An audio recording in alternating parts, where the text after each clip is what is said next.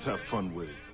Uh-oh, stepped up on the scene, casting at them doctrines and them idols you esteem. Yeah, you might think it's a little extreme, but I'm all about my people, yeah, they need that vaccine. Oh, no actors, but we bout that action. See them purple garments on with that gold accent. Yeah, you say you got the name, but your fringe is absent. Y'all going backwards like subtraction. So keep it in step. Sabbath day approaching, so you know it's time to prep. Sound the alarm, cause my people overslept. Yeah, you hear them trumpets blowing, sounding like a quartet. Oh. Yeah, this that purple rain. So the Bible you can't sleep on. When Christ return, yeah, the Lord gonna turn that heat on, and all that nonsense gonna be gone. Oh. Let's go. Let me show you what I got the inspiration from. Give me that text, please. You gonna go into the Bible? I'm gonna go into the Bible. You mean these niggas ain't read the Bible? They've never read the Bible. Damn. They watch Prince videos, but they ain't read the Bible. There you go. That's befitting. Uncle Negro. Okay, my turn. Purple rain on me. Exponential growth, that's why you hating on me. This is IUIC, acting like you don't see. Boy, we know you frontin'. Please, see us on the corners, unlike you, we be like read. Coming out the scriptures, yeah, you know just how we teach. Teach class online 7 days of the week. Being earned everything that you wish you could be. You see it? Shabbat, whole campus serpent. Y'all ain't the original school, you just refurbished version. Ursum, open your mouth, but won't speak with no verses. We got Bibles while y'all yapping, man. Y'all captain is worthless. Ursum, I know, but the truth is the truth. Run your damn mouth and got Deke in the booth. Having fun with your slander, cause our fruit is our proof. Yeah, we worldwide with it, never mention you fools. Move. That's right, working men coming through. We got jobs, we ain't living off our women Hebrew. That's a nigga, my dude. But you say you a Jew? Hell out of here with that debating, you negating the truth now. Ain't nobody playing leather headband, man. Yeah, we heard what you said, but it came back, man. We the prophets of the Lord. Better understand, put that foolishness aside and humble down, clown. Simon is so great. Nobody else is allowed to wear that color. It would only him, so it was always a dignified royal color. So they were mocking Christ in a garment. Purple garment on it, and mocked him.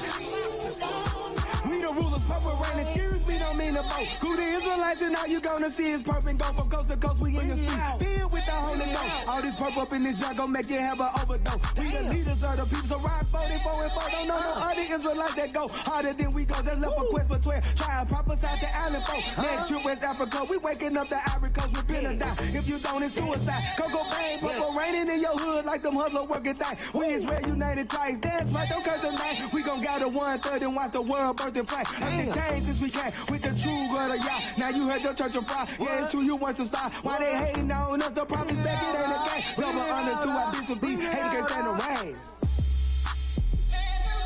So when I read these scriptures, brothers and sisters, I saw meaning in purple. I saw meaning in that color.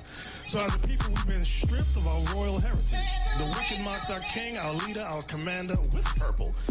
Well, as servants, we gonna mark this kingdom and raise up the 12 tribes of Israel. Doing it.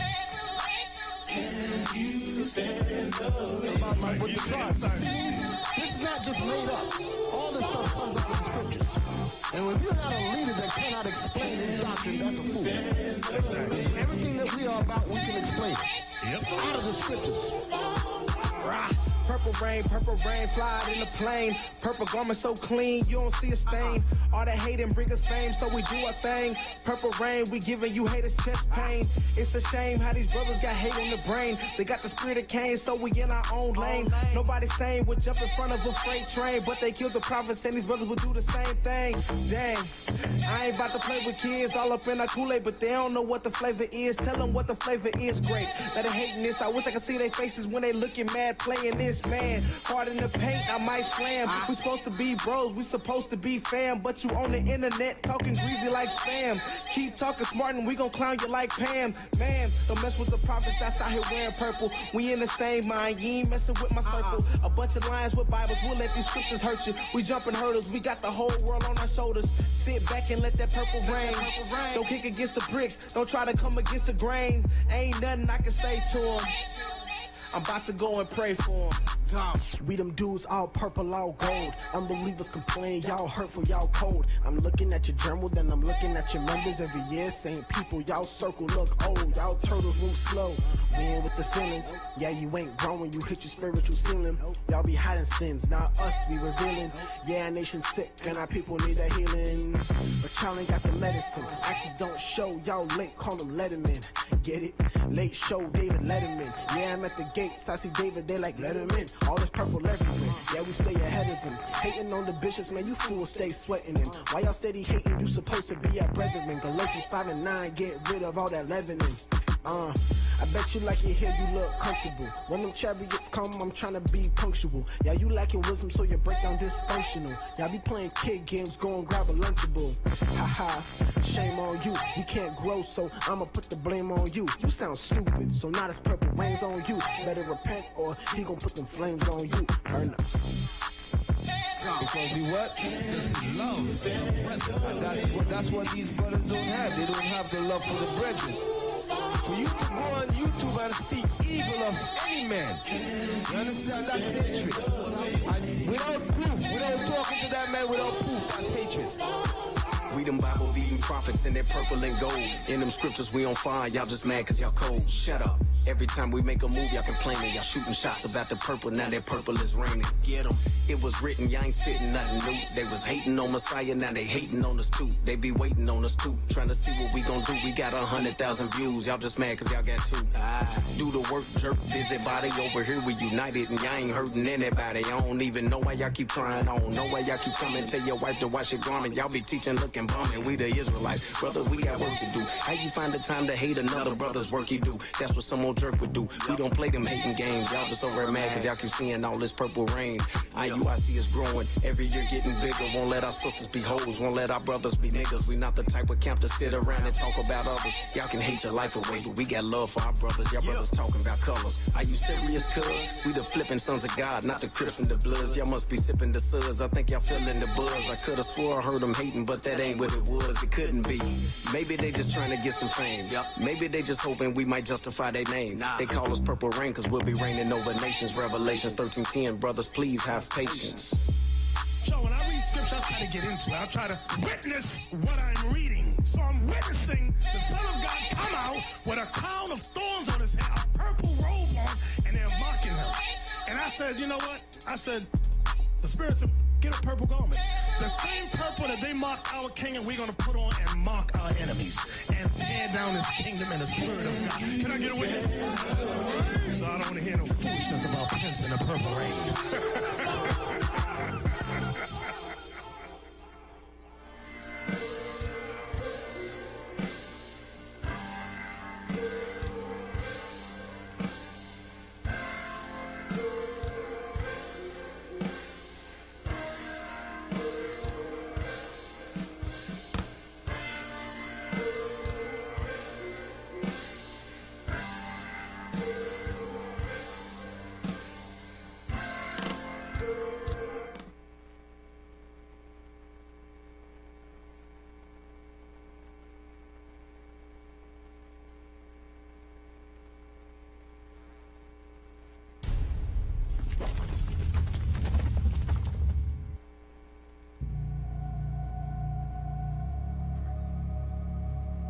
Christ. I see Christ in you. You my brother. Yeah, I see Christ in you. I esteem all my bros to be better than me. Truth be told, truth be told, this is what we must do to avoid envy. Truth be told, truth be told, and blacks and Hispanics are family. Truth be told, truth be told, I just pray you see Christ when you see me. Truth be told, truth be told. Shalom, Most High in Christ bless. You are now tuning into Truth Be Told DC, broadcasting live. Be sure to tune in every Tuesday at 7 p.m. Eastern Standard Time to hear the truth according to the Bible, hosted by IUIC DC. For music, clothing, and instruments of learning, visit originalroyalty.com and israelunite.org. Shalom.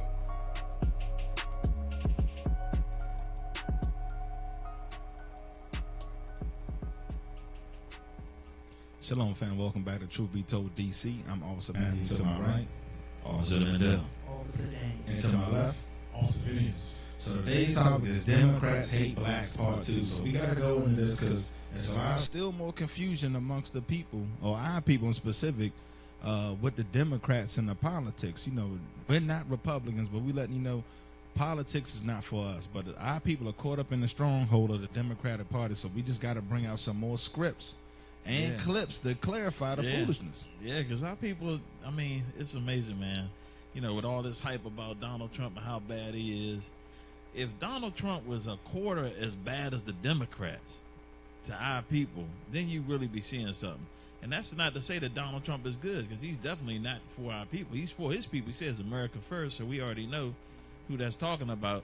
But if you look at the death and destruction and what the Democrats have promoted to our people, the homosexuality that they push, transgenders, the abortion, all these different things that are highly destructive. And then when you look at the cities that they run, every city that they run where there's blacks and Hispanics, they are hellholes. I don't care if you look at Compton, Baltimore, Chicago, Detroit, I could just Atlanta, you know, where our people really live, not in the high-rise cities. We're talking about where we actually live at. I could just go on and on. Matter of fact, when I was putting together the show, because we're going to highlight some cities, it was so many cities that we can't even give you all the videos, because the show would be like 24 hours. We can't even do it. Right, now people caught up in that foolishness. We still trusting in oppression. Go ahead and open up with John 8:32 real quick. So let's get the show started. The book of John, chapter 8 and verse 32. And ye shall know the truth, and the truth shall make you free. So the truth is that you so-called blacks, Hispanics, and Native Americans make up the 12 tribes of Israel. So let's go ahead and jump right into the scripts. Let's open up Isaiah 30 and 1. The book of Isaiah, chapter 30 and verse 1. Woe to the rebellious children, saith the Lord, that take counsel, but not of me. So the scripture say, death unto the rebellious children, you Israelites that take counsel, but not of the Most High. The most of our people's counsel coming from politics, the Democratic Party, namely. Read. Right. And that cover with a covering, but not of my spirit. Right, and they cover because the Democratic Party, you got a lot of so-called black Christians that are Democrats, but they use the covering of I'm a Christian, but yet the Democratic Party pushing abortion, transgender, homosexuality. Go ahead. That cover with a covering, but not of my spirit, that they may add sin to sin. That they may do what? That they may add sin to sin. Keep reading. That walk to go down into Egypt, and have not asked at my mouth. So they sitting up at the DNC, Hillary Clinton, Media Matters, CNN. They going down to Egypt, trusting everything that Esau say. Don't want to hear nothing coming out the scriptures. Read. To strengthen themselves in the strength of Pharaoh. To do what? To strengthen themselves in the strength of Pharaoh. So they just reinforcing Esau's lies. They go, look, I didn't agree with that, so I need to go to another white man and get his opinion. That's all they doing. Read. And to trust in the shadow of Egypt. To do what? And to trust in the shadow of Egypt. And we sitting in the shadow of Egypt here in D.C. And our people, it's like it's a serious spirit here. People just locked in these politics. Read. Therefore shall the strength of Pharaoh be ashamed. The what? Therefore shall the strength of Pharaoh shall be ashamed. Because it's a shameful thing. When you talking to a Democratic Christian, you bring up transgenders and transgender bathrooms and abortion, they got a shame look on their face. How you going to defend that? And you supposed to be rolling with the Most High in Christ. And not only that, when you ask them, what has Obama done for you? It's crickets. I asked so many people, like, okay, you had the black president. What did he do for you? Oh, he couldn't do nothing because the Republicans shut down everything he was trying to do. They ain't stopping from helping them transgenders. Right. That's the change he brought. He changed a man into a woman. Exactly. And changed you from having money in your pocket to lend. That's what he changed. Yeah, he changed the black unemployment, doubled that. Yeah, and he changed your health care too. And that murder rate in Chicago. Oh, yeah. 800-something people killed last year in his home city. Right. He didn't even do nothing for the brothers in Chicago. Come on, man. Let's go ahead and get that. Let's jump to verse 12. I ain't finished verse 3. Oh, you ain't finished verse 3? Therefore shall the strength of Pharaoh be ashamed. Uh-huh. And in the trust of shadow of Egypt, your confusion. Uh-huh. That was it. Hit verse 12. 12. Yeah. Wherefore, thus saith the Holy One of Israel, because ye despise this word, and trust in oppression. And do what? And trust in oppression. So our people trust in it. They trust in the government. They trust in the Democratic Party. What's going to happen? In perverseness. And stay perverseness. Because there's some perverse things coming out of that Democratic policy. It says you're going to stay what? And stay what? In perverseness and stay thereon. That's why people can't never get out the ghettos and the slums. It's a continuous cycle. And that's the whole Democratic policy, is to keep our people in there. The Republicans too, but our people are in that Democratic stronghold, and that's what we're dealing with. Read. Verse 13. Therefore this iniquity shall be to you as a breach ready to fall. So all this sin is a breach ready to fall. Swelling out in a high wall, whose breaking cometh suddenly at an instant. There you go. So let's go ahead and roll this video of the top coon here, or somebody commenting on this joker. Look at this video. Go ahead and roll that. John Lewis joins oppressor. Georgia is being cast as the undisputed champion of black America, standing in opposition to Donald Trump on behalf of all African Americans. But Lewis does not speak for all African Americans. Mason Weaver used to be a Black Panther, for example. He now says Lewis is a, quote, civil rights turncoat who's collaborating with the Democratic Party to oppress black America. Mr. Weaver joins us now to explain what he means. Mr. Weaver, thanks for joining us tonight. My pleasure. Really, my pleasure. So what did you mean by that? Well, you know, in the early 70s and late 60s, we were demonstrating and protesting for the right to compete as adult citizens in America. We were not demonstrating to be taken care of better. Now, Congressman Lewis, he marched across the Pettus Bridge, and they beat him and ran over him. But those were Democrats. It was Democrat. George Wallace stood in the schoolhouse yard. It was Democrats, Bull Connors, that oppressed folks. It was Democrats that voted for the litmus test called the literacy test and the poll tax. He was fighting Democrats. But after they beat his behind on that bridge and ran over him and stomped him on the ground, he got up and turned and joined them. He joined the oppressors and became a stooge for them, where he was now sitting and presiding over the destruction of the black community, the destruction of the black men, the destruction of the black woman with drugs and gangs. He has presided over the worst school system in the world, where black people are learning only to be gang prep. So I'm outraged that the demonstration that he had early in his life has turned into a subjugation of his rights and authority as a black leader.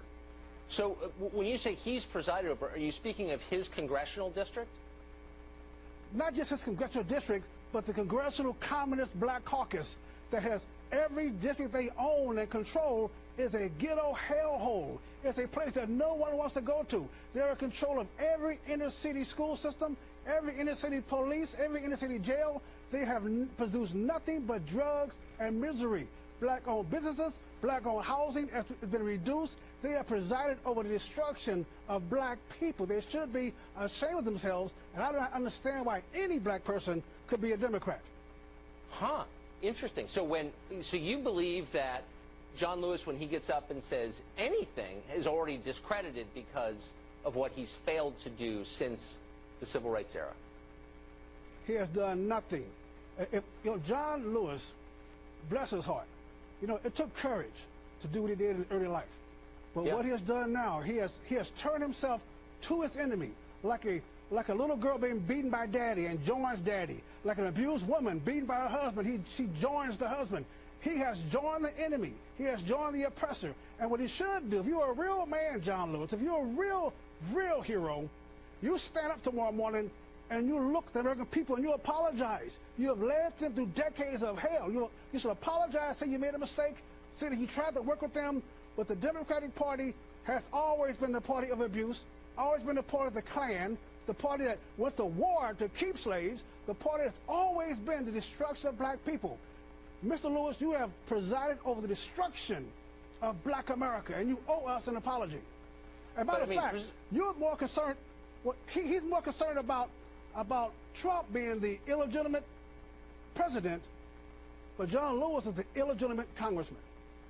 So, presumably, you don't believe that John Lewis is doing this on purpose, or that other members of the Congressional Black Caucus are doing this on purpose, do you?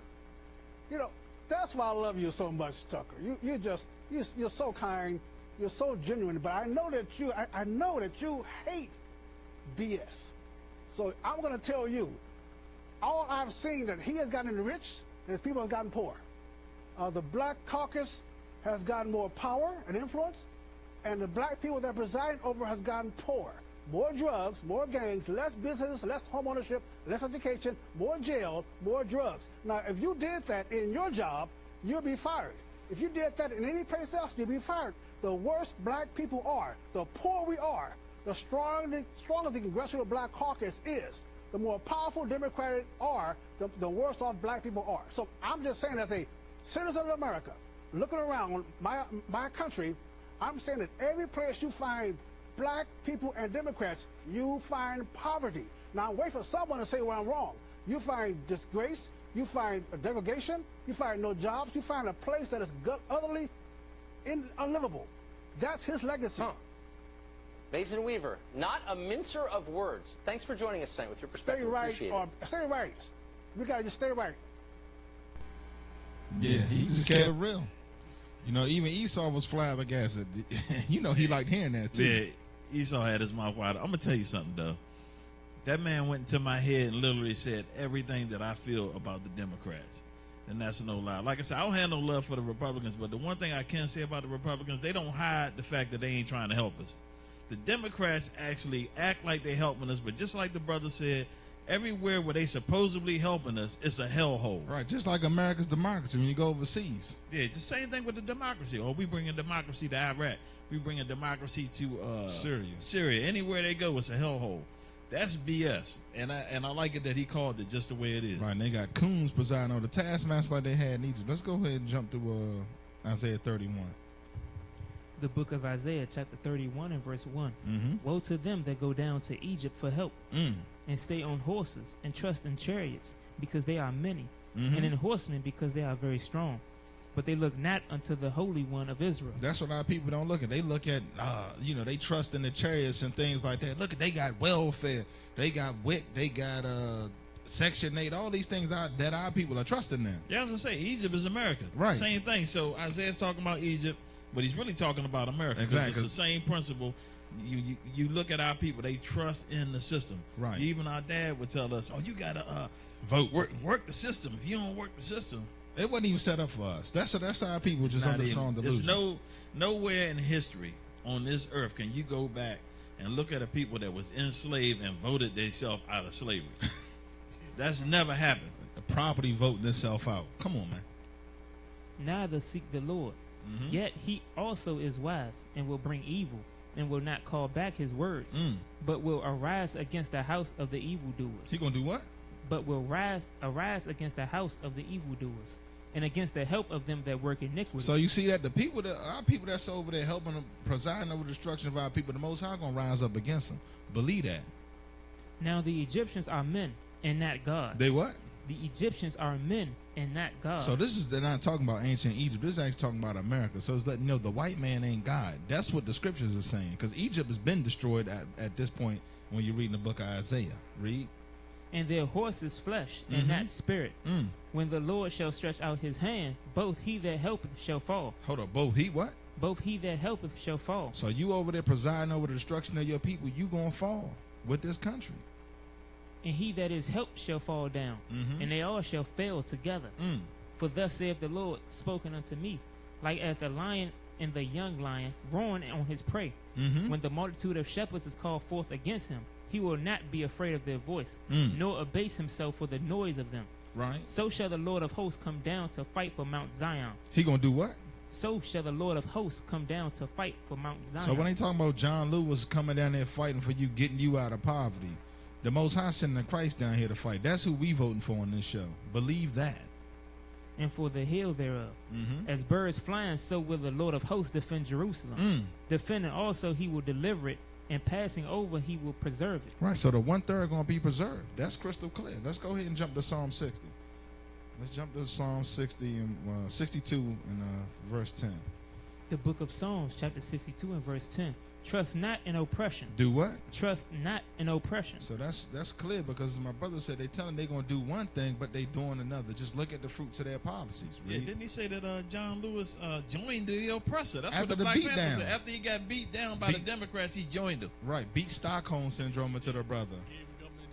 Right.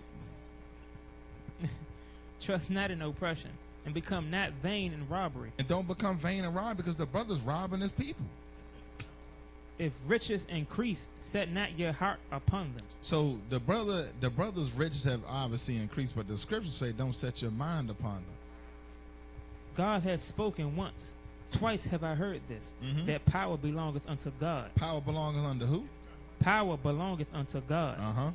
Also unto thee, O Lord, belongeth mercy, for thou renderest to every man according to his work. So God gonna render to every man according to his works. That's why you got to get on the righteous works. That's what this show about. That's what this truth is about. Showing our people that they need to repent and keep the commandments to get their works right. So let's go to Isaiah 32. So this is the scripture right here. The book of Isaiah, chapter 32 and verse 5. The vile person shall no more be called liberal. Hold on, what is the liberal person called? The vile person shall no more be called liberal. So that's already letting you know. It says the vile person shall no more be called liberal. When you a vile person, I mean, that's a harsh thing to be called. Keep reading. Nor the churl said to be bountiful. Because you seeing that all of the foolishness they got, the welfare, the WIC, the Section 8, it ain't bountiful because you still in the hood. Read. For the vile person will speak villainy, and his heart will work iniquity. His what? His hearts will work iniquity. His policies are going to work iniquity. Read. To practice hypocrisy. So he's practicing hypocrisy. Look, man, we out here to help black people, but at the same time, the black community is far worse now than it was when we was under Jim Crow. Read. And to utter error against the Lord, to make empty the soul of the hungry, and he will cause the drink of the thirsty to fill. So if you depending on that, you still gonna be hungry and thirsty. Why? Because your situation is not improving. You can't improve your situation based off lies. That's what that's telling you. You want to say something? Okay. Yeah. So let's go ahead and get the poor. Let's get Isaiah 14 and 32. Oh, we ain't get that? Oh, yeah, get 7. My fault, get 7. Verse 7. The instruments also of the churl are evil. The what? The instruments also of the churl are evil. So it's letting you know they're instruments, they are policies, they are wicked, evil policies. Planned Parenthood is wicked as hell. The bad water. Yeah, the bad water in Flint. When you look at it, their whole welfare system and everything like that was wicked. But when you actually listen to them talk, all they talk about is they try to get like put you in like this class warfare. We got to get the rich people, take their money and give it to you so we can just have you sitting at the house and being dependent so that we can just keep using you for your votes. Right, so keep you on the plantation. Because we're going to go on further on, and like if some of these people like your John Lewis and your Maxine Waters, they don't even live in their district. She got a $4 million. Y'all going to see. I ain't even going to say right. nothing. I'm going to let you see. Yeah, I don't want to bring out the spoiler alert, but yeah, be mindful of that. They don't even live in the areas that they vote and representing. Read. He devises wicked devices to destroy the poor. He does what? He devises wicked devices to destroy the poor with lying words. Damn. Even when the needy speaketh right. So they like, look, we hungry. We want better jobs and education. He come in there, look, Obama going to save you. Obama loves you. He going to take care of you. He done got 800 bodies up in Chicago. Ain't do nothing. That's crystal clear. So let's get the poor real quick. The book of Isaiah, chapter 14, verse 32. What shall one then answer the messengers of the nation, that the Lord hath found Zion, and the poor of his people. The what? And the poor of his people shall trust in it. Right. So that scripture telling you who the poor is, and it says that they out here killing the poor with their lying words. Let's get that in the Habakkuk 3 and 14, because that's all they doing. Our people dying left and right, fooling around with the Democrats and Republicans, but mainly we focusing on the Democrats. Like I said, that's what our people are in. And they are absolutely destroying the black community with their foolishness. The book of Habakkuk, chapter 3. Chapter 2. The book of Habakkuk, chapter 2, verse 5. Yea, also, because he transgressed by wine, he is a proud man, proud man. Now that keepeth at home, who enlargeth his desire as hell, and is as death, and cannot be satisfied, but gathereth unto him all nations, and heapeth unto him all people. Shall not all these take up a parable against him, and a taunting proverb against him? Yes. Right, so go ahead and go to 3 and 14. The book of Habakkuk, chapter 3 and verse 14. Thou didst strike through thou didst strike through with his staves on the head of his villages. They came out as a whirlwind to scatter me. Their rejoicing was as to devour the poor secretly. So they look to devour the poor secretly, because they tell you one thing, but they got a secret plot and agenda to keep you in a lower state. Believe that, black man, black woman, Latin man, Latin woman. Even look at the reservations that they got for our people. They just hellholes. So let's go ahead and get that Isaiah 32, 6 and 7.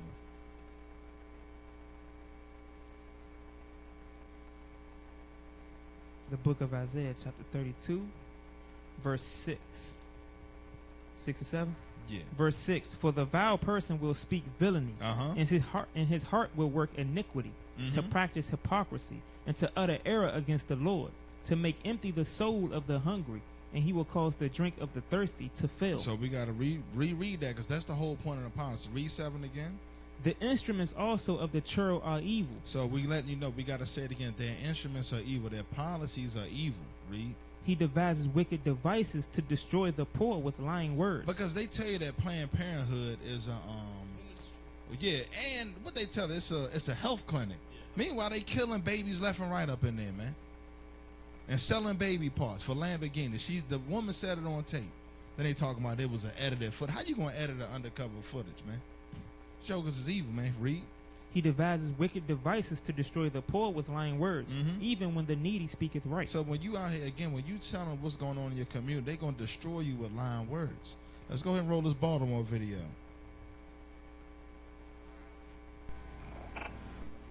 Say hello to Jackson, a citizen of the wealthiest country the world has ever known. And yet, he's clothed in handouts.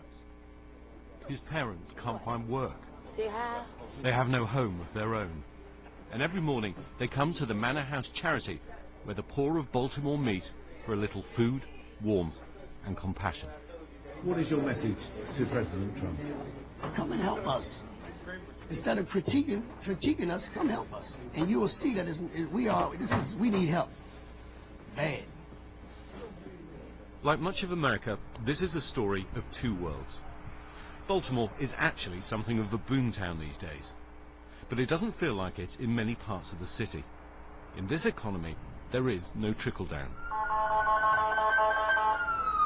Gun crime is surging here. Baltimore was even more violent than Chicago last year, driven by gang turf wars. For some of its residents, this is a city where selling your body or selling drugs is the only job available. If you want to know what poverty in America looks like, well, this is it. Incredibly, this entire block here is pretty much made up of dilapidated, abandoned houses. Incredibly, some people are still living in between this, though. Under President Obama, poverty grew in America, and President Trump says he's going to fix it. He's going to deal with what he calls the carnage in America, of crime, of drugs, of gangs, of violence, and of poverty. Well, there are few places better to try and do that than Baltimore.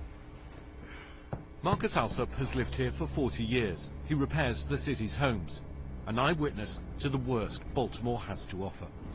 The poor living are in the single houses, the row houses in Baltimore City, where they're generally rat infested, regardless of what you do as a person living there. Roaches, mice, an epidemic in bed bugs. The neighborhoods have fallen apart, not because the people are bad people. We're underpaid, undereducated, and so many of us have been living like this for the second and third generation until we don't even know how to change. Despair is a way of living. And this is where it resides, on a bleak row of abandoned homes. This is the end of the line for Americans gripped by poverty. Here we met the last family living on the block. 3 generations of the Stewart family are crammed in here. They're months behind on the rent. Unpaid bills are piling up. Not surprising when they have just $30 a day to survive.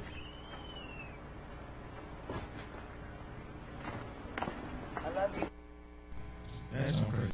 Yeah, I was just going to say, remember what the brother brought out earlier. that every place where you find Democrats and black people, you find poverty. So what I did was I put together, I only got, like I said, 4 cities. We're going to cover Chicago, Detroit, Detroit, Baltimore, and Camden, New Jersey. It's so many cities, man, I couldn't really put everything into the videos just to show you clips. But we understand that we in this low state because of the curses, and we need to wait on Christ. We don't believe in no politics, whether it be independent, Republican, or anything like that. But a lot of our people are caught up in believing that these people, these so-called liberals are there to help them. Right. Like a white lady talking about Black Lives Matter. Meanwhile, she down with abortion. A lot of people just be tricked by the dumbest stuff. Get that in Isaiah 28:15. The book of Isaiah, chapter 28, verse 15. Mm-hmm. Because ye have said, we have made a covenant with death. Our people made a covenant with death, sin, and with hell are we at agreement. And we in agreement with hell because look at our communities. Look at what you just seen in Chicago. We love the hood life. I mean, the Baltimore. That thing looked like a third world country. I didn't know. I had to really, recollect what I was looking at. I mean, because we go to Baltimore, but it's vicious up there, man. Read. When the overflowing scourge shall pass through, it shall not come unto us. Because a lot of us still believe in the white man. When Christ come back, we say Christ is a black man coming back to render vengeance. Our people don't believe that. For we have made lies our refuge. We have made lies our refuge. So we made the Democratic Party our refuge. And under falsehood have we hid ourselves. And that's clearly a falsehood that our people believe in. So get that. Give me a hell. Let's get hell real quick, because it said we are in hell, or we in agreement with. So this is what we agree to as a people.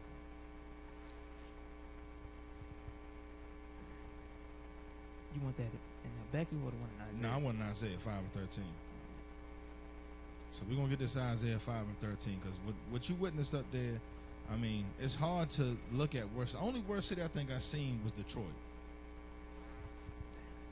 The book of Isaiah, chapter 5, verse 13. Therefore, my people are gone into captivity. Slavery at a lower state. Because they have no knowledge. We don't have knowledge of God's laws. That's why we're in the lower state that we're in. That's why it shows like this. The bishop putting works in the 4 corners. This truth is getting out, even through various other camps to get us out of this captivity, the hell that we're in. Read. And their honorable men are famished. And John Lewis is a so-called honorable man, but yet he's famished. And as a result of him being famished, what? And their multitude dried up with thirst. So the people that trust in him are dried up, like the valley of dry bones. Like when you go to Baltimore, it's like a wasteland up there when you see our people up there.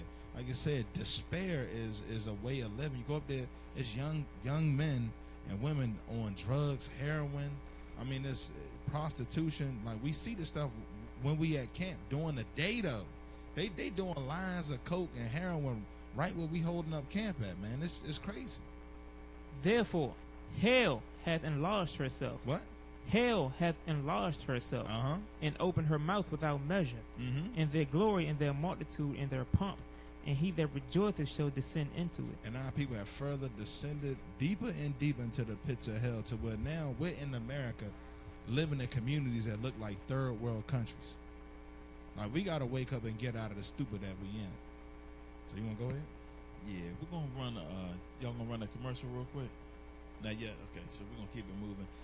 Because we got to get to the source of why we living in these states. We looking to people to bail us out of something that they can't bail us out of. It's up to us to get us out of these conditions. No political party is going to be able to get us out of the conditions that we're in. And the Bible is going to explain why. Go ahead and start at Deuteronomy 28, and let's start at verse 1. The book of Deuteronomy, chapter 28 and verse 1. And it shall come to pass, if thou shalt hearken diligently unto the voice of the Lord thy God, to observe to do all his commandments which I command thee this day, that the Lord thy God will set thee on high above all nations of the earth. So that's one thing you got to understand. Right now we fighting for equality, but God said if we kept his commandments, we'd be ruling the earth. We supposed to be on top. We fighting for equality. We at the bottom. Let's find out why we at the bottom. Go to verse 15. Verse 15. But it shall come to pass, if thou wilt not hearken unto the voice of the Lord thy God, to observe to do all his commandments and his statutes which I command thee this day, that all these curses shall come upon thee and overtake thee. Okay, so it's obvious We being the Israelites, we didn't do what God commanded us to do. So now we have curses that we have to deal with. So go to verse 16, the next verse. Let's see. Cursed shalt thou be in the city. That's what we just saw in Baltimore. And like I said, we got other cities that we're going to highlight. But cursed shall we be in the city. This is a curse put on us by God. So you're not going to go to the polls and vote your way out of that. You mean the first black president, Bill Clinton, ain't going to save us, man? Yeah. His saxophone, he ain't going to be able to play no tunes to get you out of your poverty. Believe that. Go ahead. And cursed shall thou be in the field. Cursed shall you be in the field. What's the field? It was a cotton field, a sugarcane field. Today is the workforce. You heard him say that the unemployment rate would have doubled under Obama. Right, it doubled. He said the poverty and unemployment doubled under Obama. And that's actually for the black community. So let's just keep that in mind. All right, so we're going to jump to, let's keep going. We're going to get 17. Cursed shall be thy basket in thy store. Your basket is going into your savings account. Statistically, white families have 1,000 times more wealth than the average black family. Hold on, what? Yeah, statistically, it's 1,000 times. Yeah, 1,000 times richer than the average black family. Hey man, give verse 44 then on and that. And then it says, "Cursed shall be your store," talking about your business. A lot of times when we in Baltimore and all these different cities I travel to teach and stuff like that, we don't own none of the businesses, but we make up almost 100% of the communities. So the Chinese man can swim over here with a knapsack on his back. He Is that sure what you like could. to say? And I remember I think I brought it out before, but I was talking to the Vietnamese lady and I asked her, could we open up a shop in her neighborhood, a black person going over there? And she said no. You can't open up no shop because they're not going to support. Right. But yeah, the Chinese man that don't even know English, cuss you out, call you all types of niggas and everything, open up a shop and y'all to shop with them. Right. You want verse 44? Yeah, get that. Verse 44. He shall lend to thee, and thou shalt not lend to him.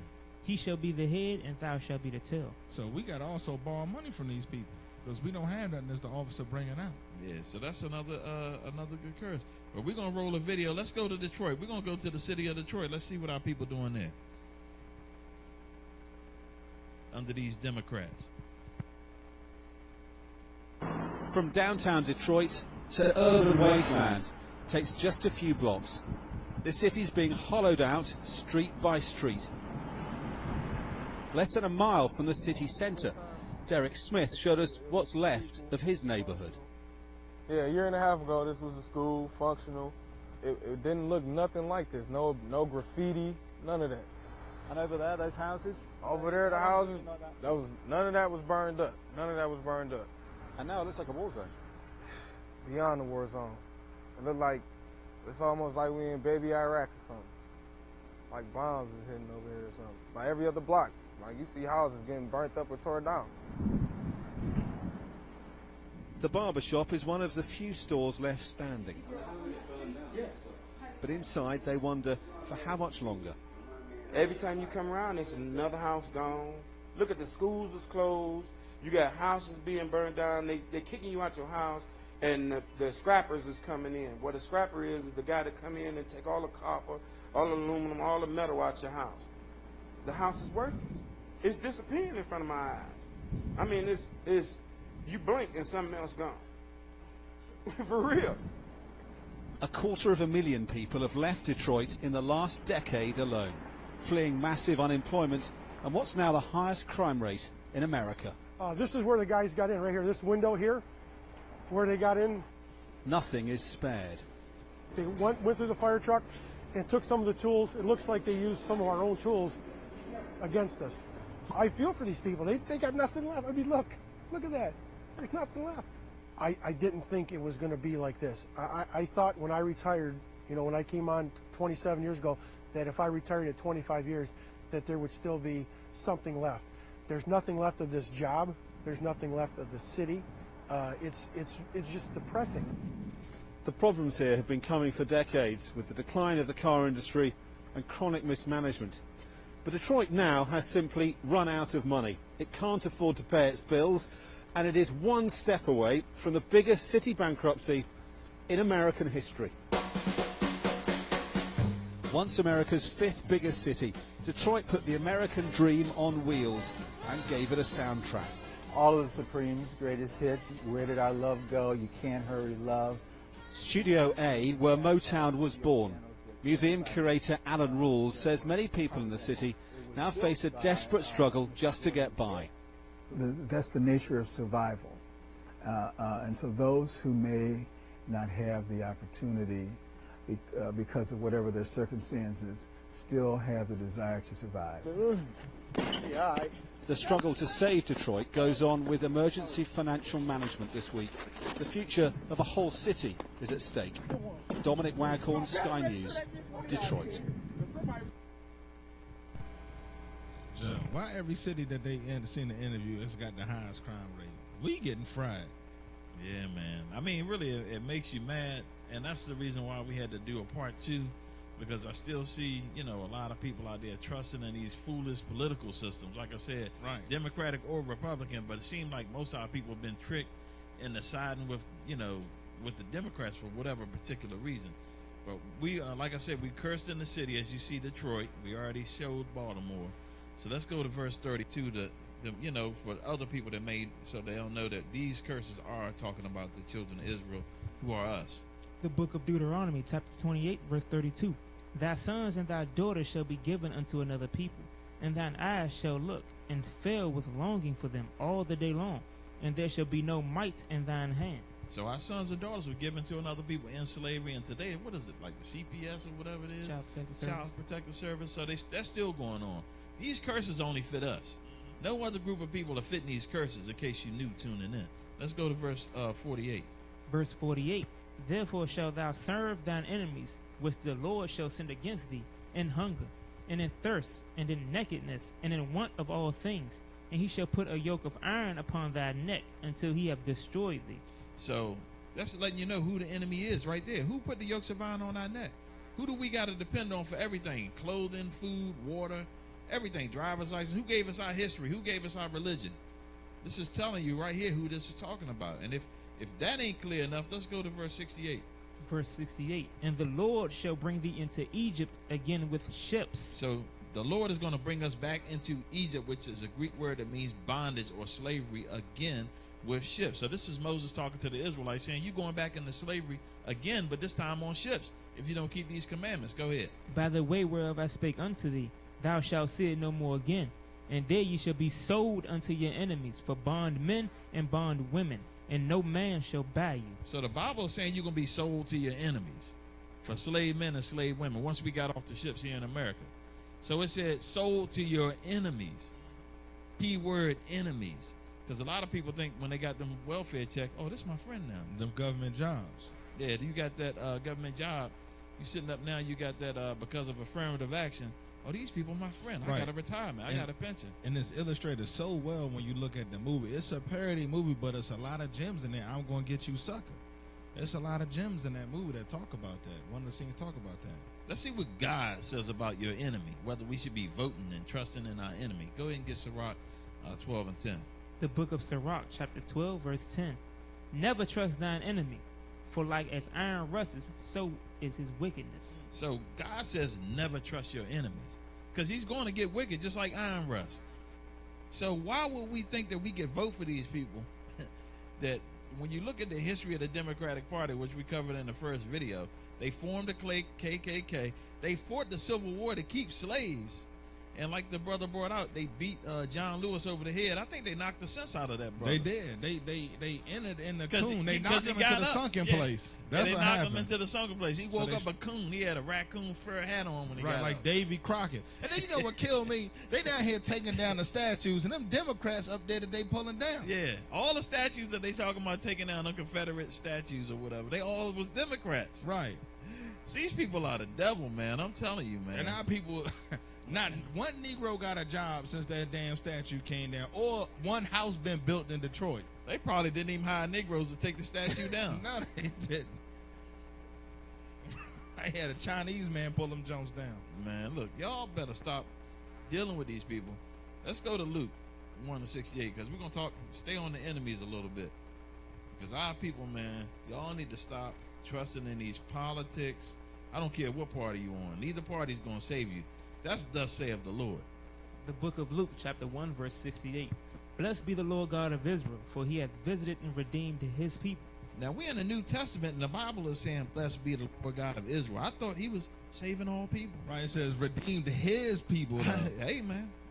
Y'all need to start reading. Go ahead. Verse 69. And hath raised up an horn of salvation for us in the house of his servant David. For us, the Israelites, God's people. Go ahead. As he spake by the mouth of his holy prophets, which have been since the world began.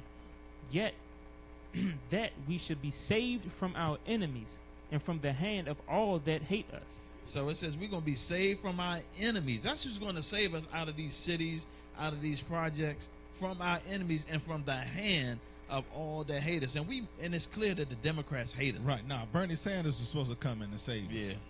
Hey, so that means we're still in captivity. Absolutely. Because this is saying that Christ is going to be the horn of our salvation, that he's going to come and save us. Hey. So that means the Negro's not free. I mean, you look at Chicago and Detroit, we in something. Hey, man. You know, you listen to these Negroes. They thought Obama was going to save them. What did he do? He went golfing on them Negroes. Y'all better stop believing in these politics. Believe that. Let's go to Psalms 83 because we focusing on the enemy. Let's see what the enemy going to do. The book of Psalms, chapter 83 and verse 1. Keep not thou silence, O God. Hold not thy peace, and be not still, O God. For lo, thine enemies make a tumult, and they that hate thee have lifted up the head. So they that hate God and hate his people have lifted up the head. I mean, they got prideful. Go ahead. They have taken crafty counsel against thy people. So what is part of the crafty counsel? They go from 1 minute, they was the Democratic Party, was the party of the KKK. All of a sudden, when they gave Jim the Negro, Crow. yeah, Jim Crow and all that, they gave the Negro the right to vote. They took off their hats, Yeah, the the KKK Klan hats, Klan hats. Now all of a sudden, they love Negroes. They can't get enough of them. But yet, everywhere where they put Democrats and blacks, just like the Black Panther said, is death and destruction. Go ahead. They have taken crafty counsel against thy people, and consulted against thy hidden ones. They have said, Come, and let us cut them off from being a nation, that the name of Israel may be no more in remembrance. So that's what they did. They cut us off from being a nation. All the nations did that.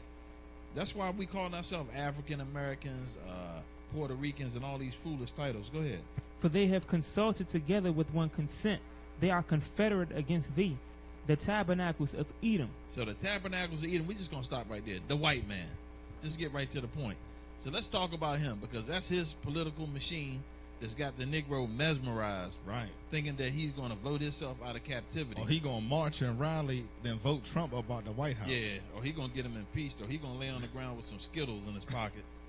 Y'all believe going to protest the same man that's killing you, protest him to lock himself up.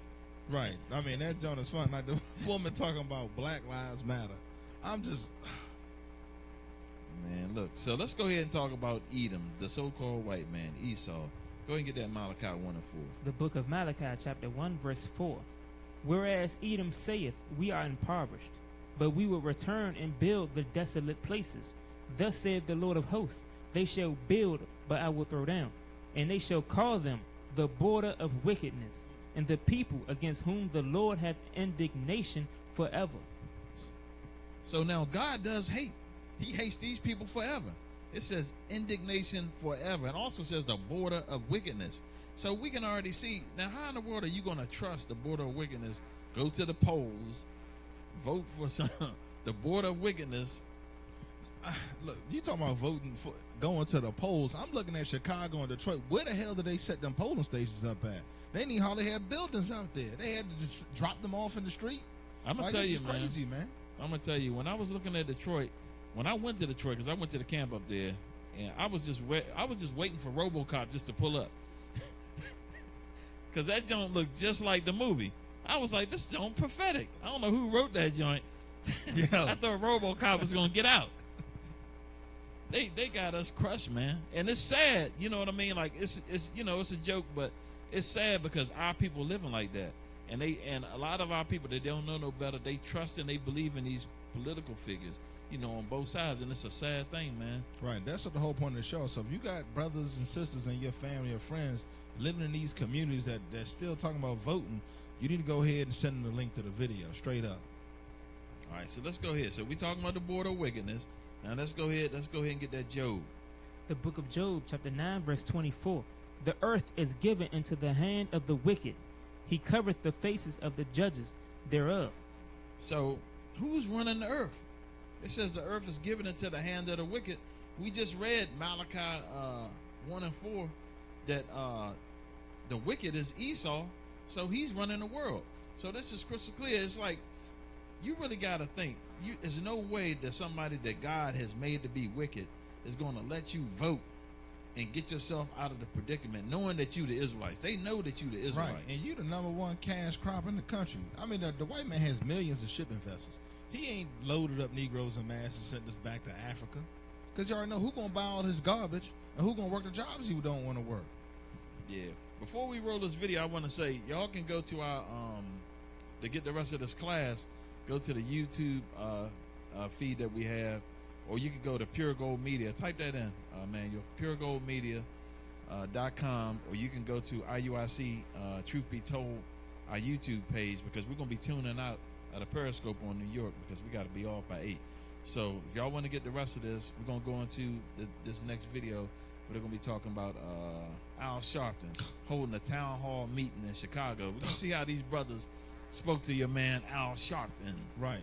He probably had about 20 kilos on him. You should have replayed that video. Oh, yeah, I should have brought that joint in. Because y'all ain't know Al Sharpton had, like, what, 10 kilos he was trying to sell in the hood? Yeah. He became an FBI informant. Right. Yeah. He got a job as an FBI informant on the spot. Yep. He was like, I'll do whatever y'all want me to do. All right, go ahead and roll that video. Gangs, gun, and drug problem.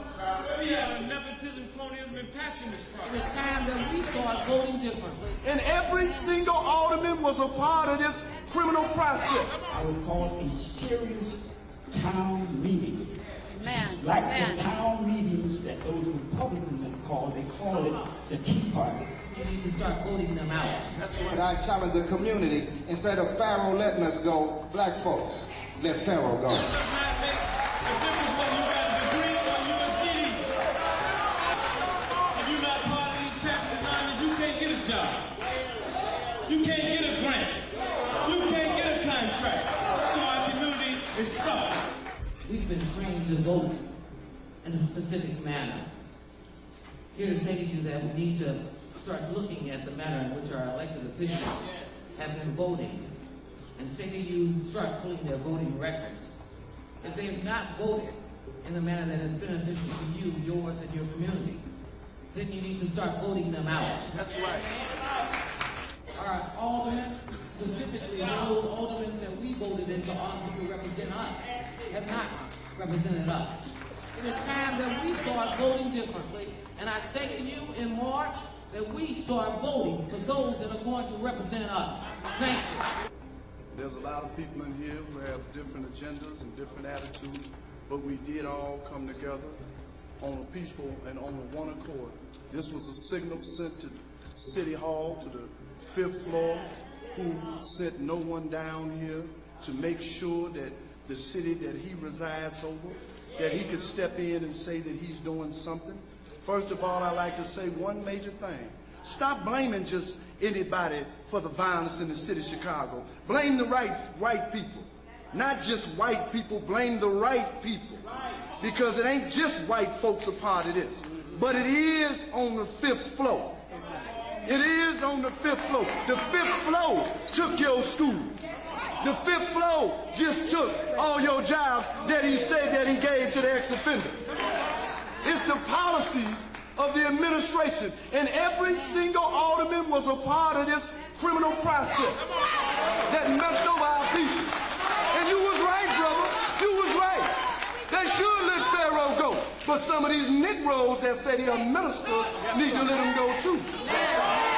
They need to let him go. Our people are suffering and being devastated. We have boarded up houses in every community in our community. It's almost like the curse of Pharaoh. Every other house is boarded up in our neighborhood. Why can't we build it up? So my question is just here. Mr. President, because he watches your program. Mr. President, the man that you have sent down here as the mayor hate us. Ain't no other way of getting around it. We're asking the President of the United States. We're asking the President of the United States, let us, the grassroots people, Not these name brand blue ribbon Negroes. Us, the grassroots people. Let us take our bills. Stop giving them people, them evil people, our money. Don't give them our money. I would like for you, I'm going to make a point, brother. Let's hold in peace. I'm 82 years old, and don't hurry me, please.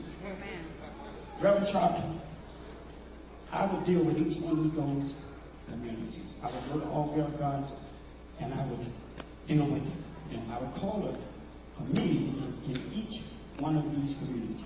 Amen. Rosamond, that area, in the area of Marvin Park, Maple Park, Trumbull Park, and all their gods. I would call it a serious town meeting. Like the town meetings that those Republicans have called, they call it the Tea Party.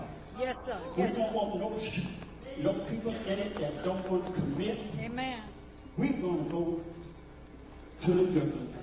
Yes. We're going to get rid of these do-nothing politicians. Yes, Lord. Yes, in Lord. the city council. Yes, And yes. The representatives. Yes, Lord. The senators and all. Well. We're going to, like they shut the government down, we're going to shut these areas. Amen. Right. Hallelujah. Thank you, Jesus. Hallelujah. And we deal with these, we're going to appoint captains and lieutenants over each one of these communities. Yes. And they're going to pick their soldiers, people that's going to really do the job. That's right. So let's be clear about something. You said that the president sent the mayor down here and he don't like us. Who voted for him? Last time I checked, the statistics said that he carried every black ward.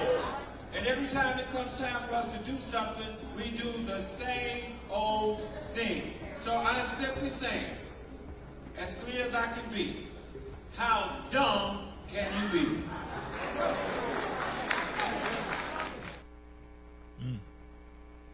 I said they appoint captains, lieutenants.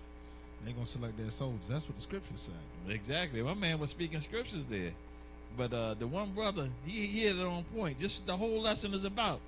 He said the mayor hate us. Right. What's his Rahm Emanuel? Yeah, Rahm Emanuel. He said the mayor hates us. He realized that. A lot of these Negroes don't realize that. They still think these people love them. And they they got trash and rats all over the place. That's love. And the last brother said, and y'all voted for him.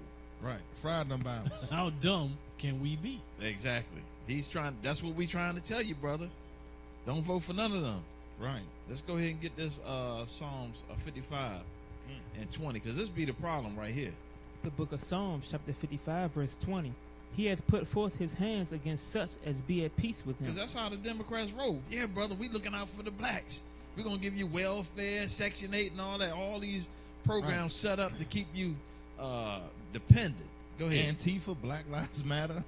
He hath broken his covenant. Because none of that stuff is set up for that. All this stuff is set up for your destruction. It's not set up to help you. Go ahead.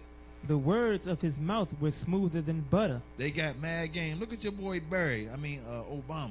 All the game he ran on the Negroes. They was nice when he got in there. They was crying, running down the street, talking about they ain't got to pay no gas bills and all this other stuff. Right, what did assist on the video saying shit? Yeah, talking all this stuff when Obama got in. 8 years later, the only ones cheering is transgenders. Right. They probably interviewing that sister in the homeless shelter now. Go ahead. The words of his mouth were smoother than butter, but war was in his heart. His words were softer than oil, yet were they drawn swords. That's because they planning our destruction. That's what the whole thing is about.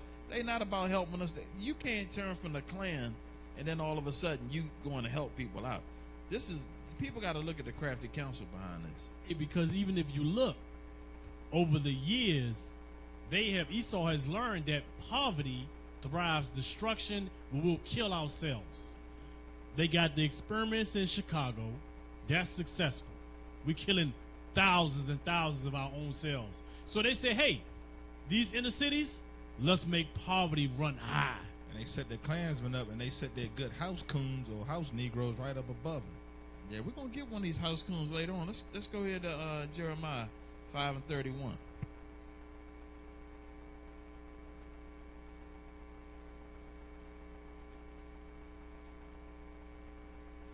Yeah, we're gonna keep it moving because these people, man, they the devil, man. I'm gonna tell you that just watching the different cities and stuff like that. That's why I get so pissed off. Like I said, forget the political parties as far as like voting or whatever. But the Democrats piss me off the most because they got so many of our people deceived, and they got so many of our people living in squalor. It really makes me mad, man. I'm not even gonna lie, man. Go ahead and get that. The book of Jeremiah, chapter 5, verse 31.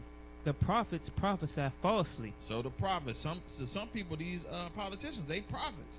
They prophesy falsely. Oh, if you elect me, you're going to be doing a whole lot better. I'm going to fix your schools. I'm going to do this. I'm going to do that. Go ahead. And the priests bear rule by their means. Because they're not following none of the words in this Bible right here. Go ahead. And my people love to have it. And my people love to have it so. Our people love to have it that way. They love it. They what do you say? Like they carry every district. Yeah, they carry every district. Every year is the same thing. So you look at Chicago. What did we cover? We covered Baltimore, Detroit, and that was just Chicago. And we got another video on Chicago. Yeah, every city is run by Democrats for decades. And the black at a local church, level. The black church, every time the voting time come around, had them same politicians come up in the church, do a speech. He'll go to the state fair, wave a hand or two, and that's the last time you see him. You see him 4 years later, and you more broke. You got more roaches and rats. And my people ate up, man. And our people love to have it so. They love to have it so. They like them pet rats. They got. Right. And what will ye do in the end thereof? Man, just go ahead, man. I said, what will you do in the end thereof? We need to repent and come out of that foolishness. That's what we need to do. Because right now I'm at a loss for words with this madness, man. Let's go to this 2 Timothy 4. We're going to keep it moving. 2 Timothy 4. The book of 3. The book of 2 Timothy, chapter 4, verse 3. For the time will come when they will not endure sound doctrine. Because a lot of people won't endure sound doctrine. What's the sound doctrine that come back to keeping the commandments? We can't depend on politicians. You going down there, you voting and you raising money and doing all that stuff is worthless. Come back to the Bible. Come back to the faith in Christ and the commandments. Go ahead. For the time will come when they will not endure sound doctrine, but after their own lust shall they heap to themselves teachers, having itching ears. That's why they don't want to hear us. No, we don't want to hear what y'all saying out of the Bible. I'm going to vote for Obama. That's where I'm going. I want to listen to him. He talking good. Yeah, Obama loves me. That's what he say. Yeah, and we see what he did. Go ahead. And they shall turn away their ears from the truth, and shall be turned unto fables. Be turned unto fables. So that's all they got is lies. It was like 800 people killed in Chicago, over 4,000 shot. That's Obama's hometown. And when it came to the transgenders to pass their law, he went to the hoop like LeBron James. Right. Now he wasn't nobody gonna stop him. None.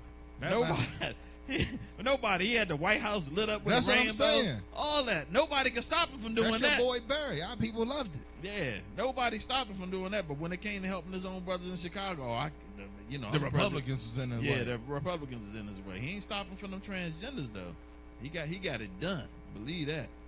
Let's go to this Amos 5, because this be the problem. The book of Amos, chapter 5, verse 10. They hate him that rebuketh in the gate. That's the problem with the Negro. The Negro hate people that's coming with the correction. When we tell you, oh, you got to come back to this Bible, that's hatred. They don't want to hear that. No, I'm going to vote. I'm going to do this. I'm going to do that. I'm going to build my own business. I'm going to do this. And we already read earlier, you cursed by the Most High God because you broke his commandments. He's already told you got to come back to keeping the laws, to lift these curses. There's no political, nothing politically you can do. There's nothing monetary you can do. They'll let a few Negroes make it big, but let that Negro get out of line and not go along with the program and see what happened to him. Right. Like what they do with Cat Williams. They got him DMX, both of them in the nut house now because they started talking crazy or talking against the system. Right. Go ahead. They hate him that rebuketh in the gate, and they abhor him that speaketh uprightly. Yeah, because what type of stuff they say about that? Oh, we ain't going with y'all brothers. Y'all brothers in the cult.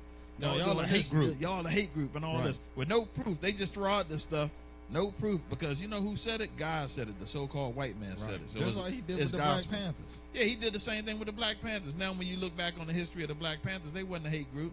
But any group that actually tries to help their people, that's when they come out and demonize them and say different things. Now, what do we teach?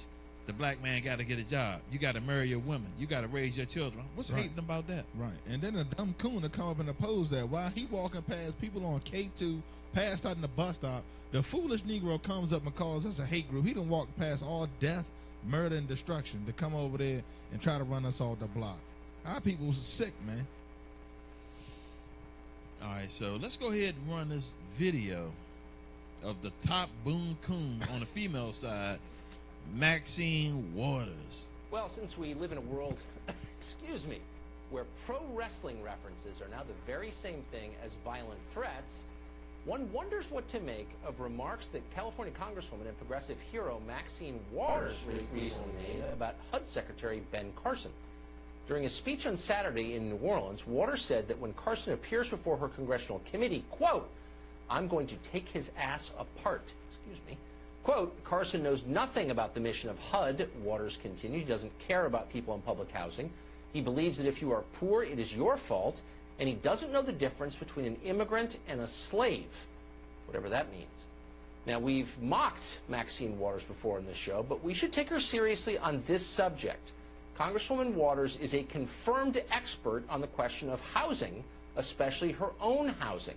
Consider where she lives, in a 6,000 square foot, $4.3 million mansion in one of the wealthiest neighborhoods in Los Angeles.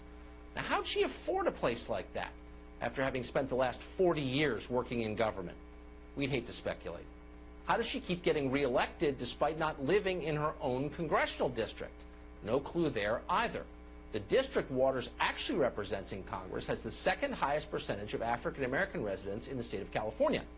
Now, the neighborhood where Waters actually lives is just 6% black, or as she might put it herself, if she didn't live there, it's segregated, like 1950s level segregated. And as we mentioned, it's really, really rich. So how did Maxine Waters pull off a housing coup like that? Who knows, but it almost qualifies her to be HUD secretary herself. So Maxine Waters living in a multi-million-dollar house in an all-white neighborhood. Right.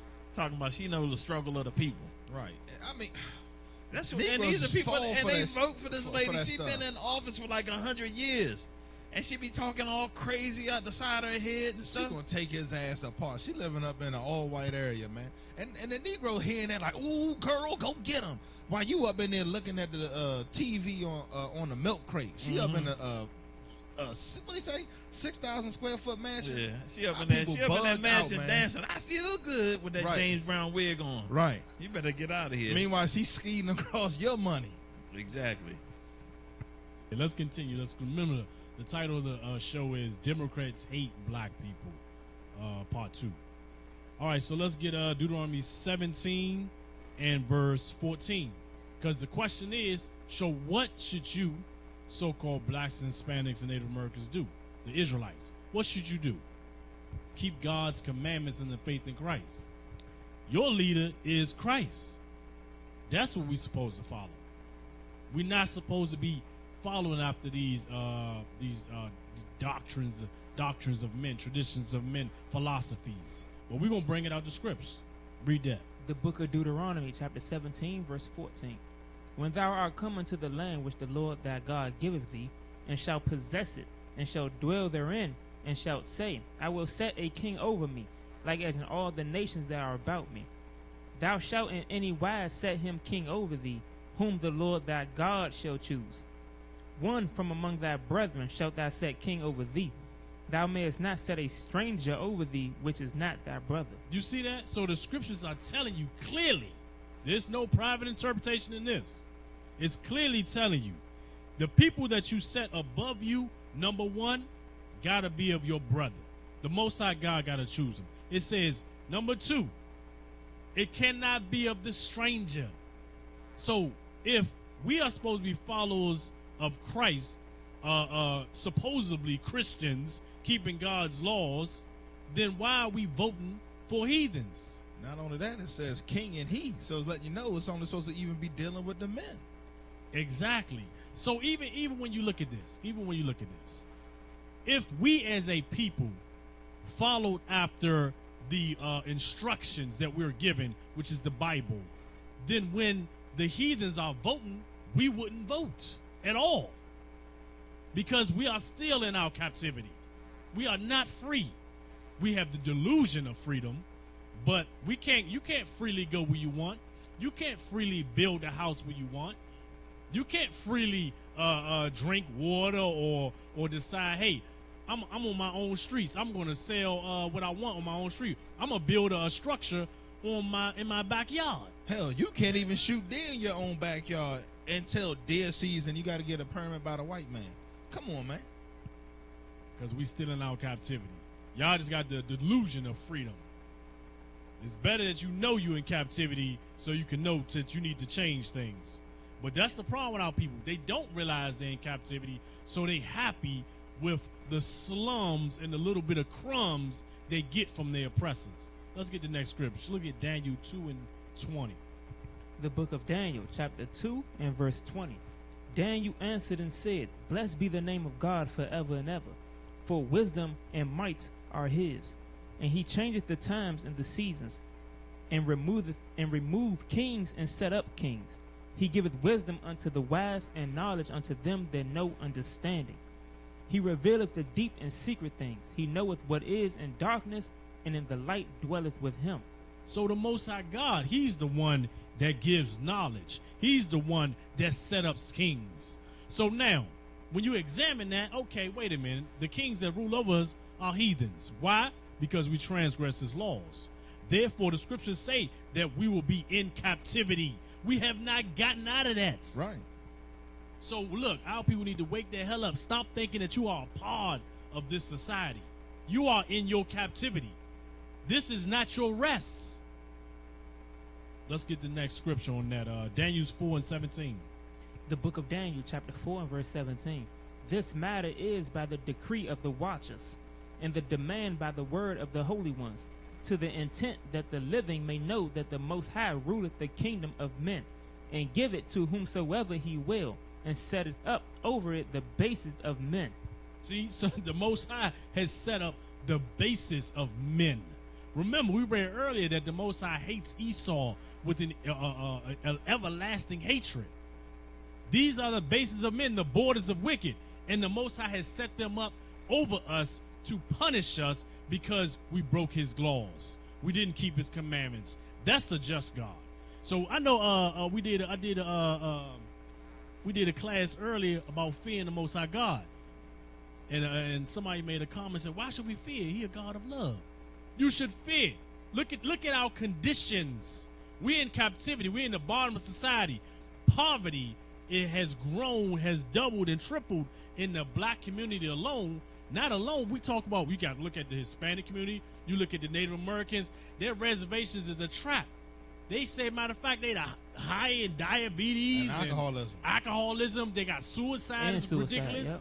Right, and that's somebody that you saying that to. That's somebody that loves Babylon. What kind of question? Why do I need to fear the Most High? When you look at the conditions of our people, it's obvious that you need to fear the Most High, man.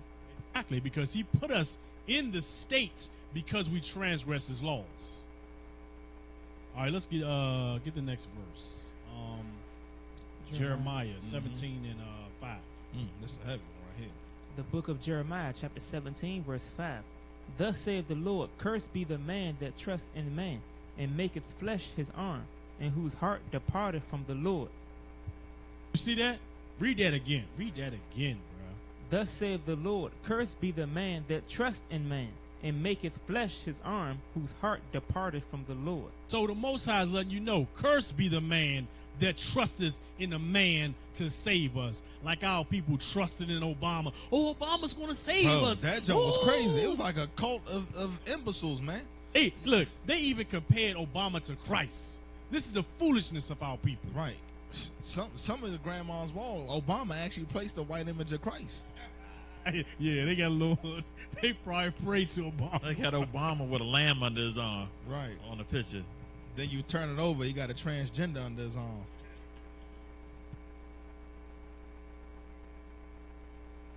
All right, let's continue. Let's get Proverbs 3 and 31.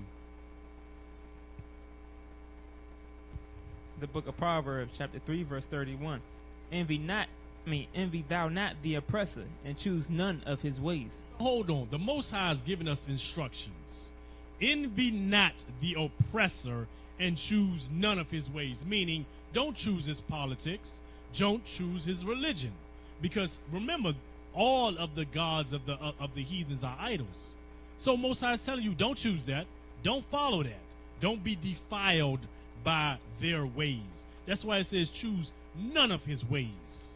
Because matter of fact, when you look at our people, they have destroyed us. Remember verse 48, Deuteronomy 28:48 said they're going to destroy us.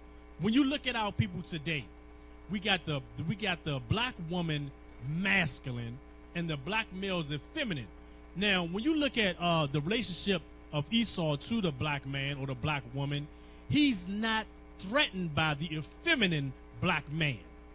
It's the masculine black man that he's threatened by.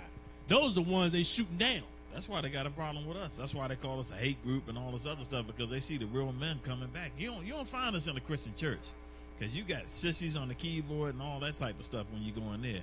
You ain't gonna find that here. We got real men up in here, and they hate that because they don't want men in the household raising up other men. That's what they don't want, because that's the whole Christianity doctrine is an effeminate doctrine to keep the man in oppression. That's right. The whole purpose of it. And it revolves around the letters of the Willie Lynch letters. A lot of people don't understand that Christianity goes hand in hand with the letters of Willie Lynch, because you got effeminate men, you got masculine women. That's why you look at the pastor to his left and right, it'd be nothing but what they call them, deaconesses or whatever, up on the stage with them. Yeah, let's continue. Let's get Colossians 3 and 8. 3 and 8 or 2 and 8? I mean 2 and 8. 2 and 8. Excuse me. 2 and 8. The book of Colossians, chapter 2, verse 8. Beware lest any man spoil you through philosophy and vain deceit. See that? The Most High is saying, beware. Beware lest any man spoil you through philosophy and vain deceit. It's all vain. Like Officer was saying, you think they're here to help you. What has, matter of fact, since I was born as a young child, and matter of fact, during that time, our community was poorer, but we were more together, and it was way better than it is now. Right. Technology has advanced, knowledge has advanced. There's all these benefits in human society, but we have the worst education now. Right. How education gonna get worse? It's supposed to get better. Right. With all the technology, like I said, growing up, even when I grew up over here in Capitol Heights and all that, the neighborhood was actually pretty decent. You go over there now. That goes in that crafty council. The CIA dumped crack in the neighborhoods. Right. They destroyed the Black Panthers and allowed the heroin and all that stuff to come in. Allegedly dropped crates of guns off in Chicago. All types of stuff. They extended prison sentences. They brought in the welfare. The whole thing is a plan to destroy the black family. That's what it was. And our people got to recognize that. And the Democrats in particular, they really the ones that's pushing it even harder. You know what I mean? That's the total destruction. Because now that you done lost all your jobs and everything, they want to bring in a cycle of dependency. You just stay here, you get this check, and you just stay in these low states. Don't never rise up. Just stay in these conditions. It's a modern day plantation, man. You just ain't getting whipped across your head. You want to roll that video? Yeah, finish the script. Beware lest any man spoil you through philosophy and vain deceit, after the tradition of men, after the rudiments of the world, and not after Christ. See, the traditions of men. Hey, what's coming up? Halloween coming up. Put you Negroes back to sleep again. Christmas coming up. Put you back to sleep again. Now they got the NFL before all that. Oh yeah, that right there is the major thing that's Negroes gonna gonna be put comatose. masses back to sleep. Put them all back to sleep. That's why the brother said in the video, y'all voted them into. Y'all complaining about them, but y'all voted them in. Y'all keep on doing the same thing. Exactly. How dumb can we be? Let the NFL pick Colin Kaepernick back up. All them Negroes out there protesting gonna be sitting right in the stadium. Let's play the video, Chicago crumbling. Chicago, at first glance, a picture-perfect city. But what happens with a sneak peek behind the facade and a flip of this postcard? The gap between the rich and poor in Chicago is extremely visible. Well-off neighborhoods such as this one are just a hop and skip away from places where struggle is dense in the atmosphere. This is one of the most dangerous neighborhoods in Chicago, filled with countless streets like this one where rows and rows of devastated homes hold thousands of people for whom every single day is a struggle. What doesn't live here is hope. Most people think that is all of Chicago, and that's gorgeous Chicago, but there is still an 85% of the city that they haven't seen. Born and raised in Chicago, Sati worked several jobs to keep up. The city falling to its knees is a personal pain for him. This is a neighborhood that was full of factories and industry, and once industry died, so did this neighborhood. A pattern seen in much of Illinois. In the last decade, over 200,000 jobs in manufacturing went down the drain. Life is especially tough for Chicago's black community, with 1 in 3 African-American men in their early 20s unemployed. Men like Chris. Yeah, it's been tough, trying to get a job and stuff. It's been real tough. Overall, African-American joblessness in Chicago is over 20%, more than twice the white rate. There's no jobs. You know, I don't care what kind of education you got. Some people just don't have the job. Can't find anything. And that's bad. Over on the other side of the tracks is a lot of drugs. And a lot of people have turned to drugs. A lot of people turn to selling drugs. Locals explain it's done here to get by. Robbery is also at a peak. Try to, get some, make a pond to get money off of. Any way to make money, they'll do it. It's gotta be an easier way. For many, it's a vicious circle. Having paid for his crimes, 6 months out of jail, Darrell Batts is back where he started, fighting for a job. The government is falling short. Just that simple. Lip service, that's what that is. Saying, they say one thing, and then when it trickles down, there's nothing there. What is there? Heroin use and record-high binge drinking. Chicago holds the top spot in the U.S. Food pantries are working non-stop as hunger intensifies, but supplies are short. Oh my goodness, it's almost to the point where it's unexplainable.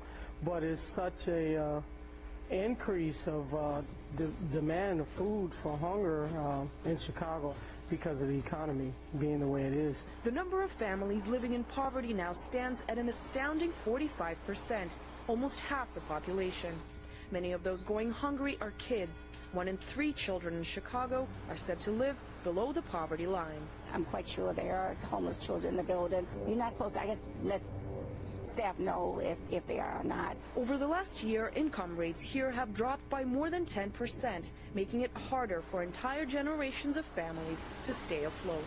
Some are embarrassed or, too proud to speak about it. It starts from the kids and it goes all the way up to our seniors, and they have the same issues. From young to old, the hometown of the American president is filled with sorrow that's already too deep to ignore. Anastasia Churkina, RT, Chicago, Illinois. Hey, and that's not only just Chicago, because even some small towns where our people, like small black towns, like especially down the south, is nothing. Like the industries, like there may be factories or something, they gone, so it's nothing but poverty in the community, which of course drives up crime, robbery, drugs, prostitution. It's all a part of the whole formula. And look, but supposedly we free though. Right. But guess what? We can't build up our own community. We can't build our own housing. And you ask a Negro that, he gonna tell you it's Reagan fault or Bush fault. Hey, let's continue. Let's get Matthew 15:3. Let's see what Christ say. Let's see what Christ should say. What say we should do? Because some of these Christians, we ask them, "What nationality are you?" I'm a Christian. Right. Okay, Christian. Let's see what Christ said we should do. The book of Matthew, chapter 15, verse 3. But he answered and said unto them, why do ye also transgress the commandment of God by your tradition? So even Christ is saying, why do you transgress God's commandments for your traditions? Traditionally, our family has been Democrats for the last 5 years. And 50 years. And traditionally, we've been getting broker and broker with bigger and bigger rats every year. So even Christ is telling you, don't break God's commandments. Christians supposed to be followers of Christ. Right. But they're not a follower of this Christ. Yeah, they following the Christ. They follow a Caesar Borgia. Mm-hmm. Come as you are.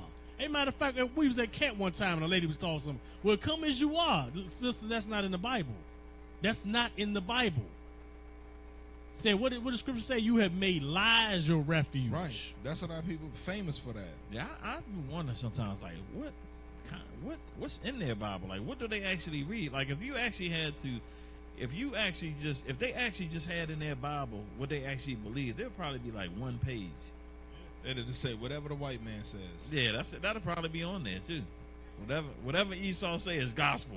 That'd be it. They wouldn't have to have nothing on there. And whatever the pastor say, it'd be 2 lines on there. Yep, exactly.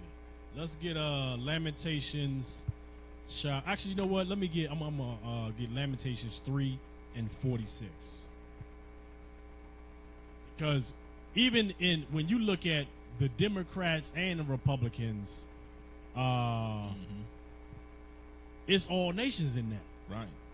When you look at the, we was reading especially earlier. the Democratic Party, though. Yeah, that's like because the most inclusive party. Right. Read that. The book of Lamentations, chapter 3, verse 46. All our enemies have opened their mouths against us. See that? The scriptures are, the Most High God is letting you know, look, all, not just 1 or 2, all of our enemies have opened up their mouths against us. So that means the Democrats, what? They not for us? The Republicans, they not for us? The Independents, they not for us? What? All our enemies have opened up their mouths against us. All right, now let's get Lamentations 4 and 17. The book of Lamentations, chapter 4, verse 17. As for us, our eyes have yet failed for our vain help. You see that? It says our eyes have failed for our vain help. But every year, just like the brother said, every year you keep on voting for them. How dumb can we be? Because our people continue to vote for these Democratic Party. Right. They continue to think, oh, they're going to save us one day. And they was, look, for years they was praying for a black president. They finally got one, and he ain't do nothing for them. They got worse off. They got, right, it got worse than it was before.